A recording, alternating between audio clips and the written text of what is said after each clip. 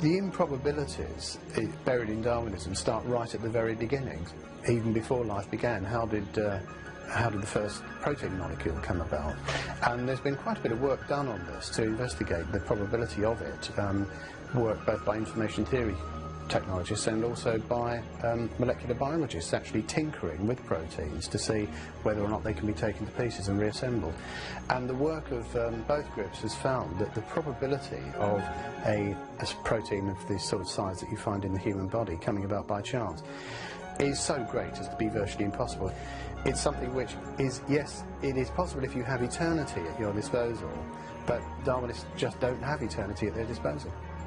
Information theory scientist Hubert Yockey calculated, and MIT biologist Robert Sauer confirmed, that the probability that a protein containing just 100 amino acids would form spontaneously is less than 1 chance in 10 to the 65th power.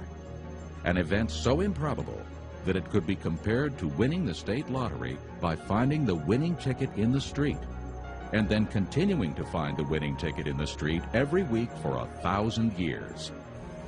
The origin of the very first animal life out of ordinary complex chemicals is so large that no evolutionist has ever been able to overcome it, and it is one of the biggest barriers to the theory of evolution that I know.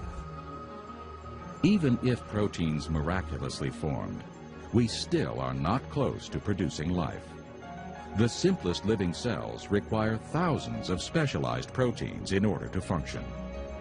A number of scientists have tried to calculate the probability of life arising by chance. Sir Fred Hoyle, a British mathematician, using a supercomputer and the assistance of graduate students, estimated only the origin of the proteins of an amoeba, 2,000 of them, arising by chance. He estimated that the probability that the proteins of an amoeba could arise by chance is 1 chance in 10 to the 40,000th power. A probability of 1 chance in 10 to the 40,000th power is absurdly small. To illustrate this, consider the probability of snatching a particular atom out of the entire universe is 1 chance in 10 to the 80th power. After making this calculation, British mathematician Sir Frederick Hoyle stated, "The likelihood of the formation of life from inanimate matter is 1 to a number with 40,000 noughts after it. It is enough to bury Darwin and the whole theory of evolution.